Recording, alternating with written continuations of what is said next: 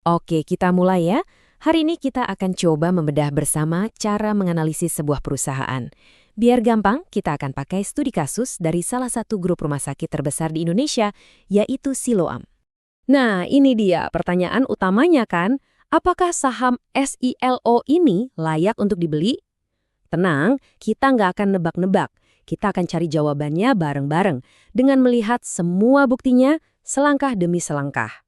Ini dia peta jalan kita. Ada 6 poin yang akan kita bahas. Anggap saja ini kerangka berpikir yang bisa Anda pakai untuk menilai perusahaan manapun, bukan cuma Siloam. Oke, kita masuk ke bagian pertama. Gini, setiap analisis saham yang baik itu biasanya dimulai dari sebuah pemicu. Ada sesuatu yang terjadi, dan untuk Siloam, pemicunya ini gede banget. Ini penting banget loh. Coba bayangin, kalau ada pemain besar sekelas CVC Capital, ini firma investasi global sampai mau masuk dan jadi pengendali, itu artinya mereka ngelihat ada potensi yang luar biasa di Siloam.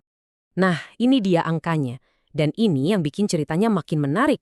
Rp2.850 per lembar saham. Ini harga yang CVC berani bayar untuk nambah porsi kepemilikan mereka. Tolong ingat-ingat angka ini ya, karena ini bakal jadi acuan atau benchmark penting kita nanti. Oke, tadi kita udah lihat ada big money masuk. Sekarang kita perlu cek, emang datanya sebagus itu? Mari kita intip dapurnya Siloam, kita lihat laporan keuangannya. Oke, di tabel ini kita bisa lihat semuanya tumbuh ya. Pendapatan naik, laba kotor juga naik. Tapi, coba deh lihat baris yang paling bawah, yang ditebalkan. Itu dia bintangnya. Laba bersihnya lompatannya jauh banget, sampai 23,3%. Nah, biar lebih kebayang, lihat grafik ini. Kelihatan jelas kan peningkatannya?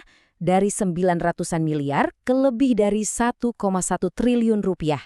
Kenaikan 23% itu visualnya seperti ini. Ini tanda yang sehat banget buat bisnis manapun.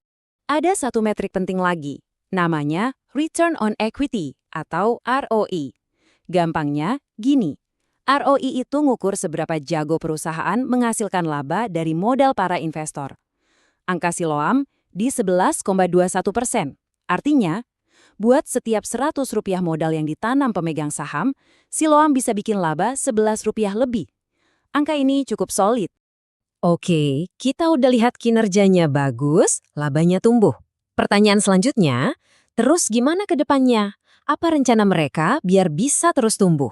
Yuk kita bedah cetak biru atau blueprint mereka. Nah, mereka punya strategi yang namanya Siloam 5.0.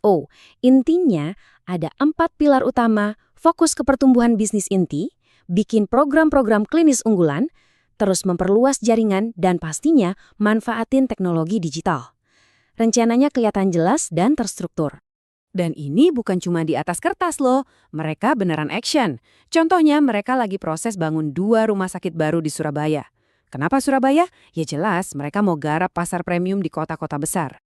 Bagian lain dari strategi mereka yang menurut saya cerdas adalah fokus ke pusat unggulan atau Centers of Excellence. Jadi mereka mau jadi jagoan di bidang-bidang spesifik kayak kanker dan tulang. Kenapa? Karena ini adalah layanan dengan margin keuntungan tinggi. Selain itu, ini juga bakal memperkuat brand mereka sebagai rumah sakit rujukan. Oke, ceritanya kelihatan bagus terus ya. Tunggu dulu. Sebagai investor yang bijak, kita juga wajib lihat sisi sebaliknya. Setiap investasi pasti ada resikonya. Apa aja nih tantangan yang dihadapi Siloam? Ini ada kutipan menarik dari sebuah jurnal. Mereka bilang, kondisi keuangan Silo itu stabil. Tapi, nah ada tapinya nih. Mereka punya tantangan besar di efisiensi operasional. Jadi secara duit mereka aman, tapi cara mereka menjalankan bisnisnya mungkin belum maksimal. Oke, kita rinci lagi ya tantangannya. Pertama, efisiensi asetnya menurun. Artinya, gedung dan alat-alat medis mahal yang mereka punya itu belum menghasilkan pendapatan yang seoptimal mungkin. Kedua, kemampuan mereka cetak laba dari aset itu masih kalah dibanding beberapa kompetitor. Terakhir, tentu saja persaingan. Bukan cuma dari rumah sakit lokal, tapi juga dari orang-orang yang lebih milih berobat ke luar negeri. Nah, kita udah punya analisis sendiri nih. Kita udah lihat sisi baik dan buruknya. Sekarang, gimana pendapat para analis profesional, orang-orang yang kerjanya memang menganalisis saham setiap hari? Yuk, kita lihat. Ini dia rentang target harga dari para analis untuk 12 bulan ke depan. Ada yang pasang target rendah di 2.525, ada yang optimis banget di 3.465. Tapi, coba deh perhatiin angka rata-ratanya, 2.881. Angka ini deket banget kan sama harga yang dibayar CVC di awal tadi, yaitu 2.850? Ini menarik banget. Dan kalau kita kumpulkan semua pendapat analis, kesimpulan umumnya adalah beli atau buy. Jadi, walaupun ada resiko-resiko yang tadi kita bahas, mayoritas para ahli di pasar saham tetap punya pandangan positif terhadap masa depan Siloam. Oke, sekarang bagian paling krusial.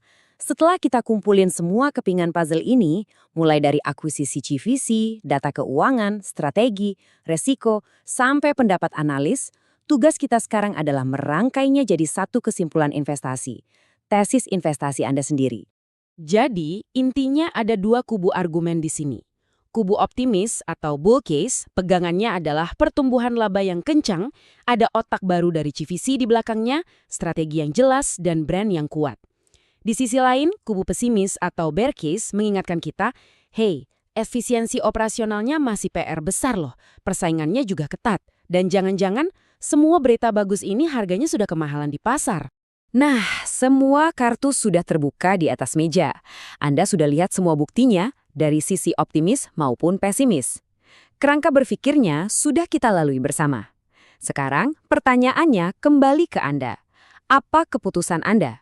Apa tesis investasi Anda untuk saham ini?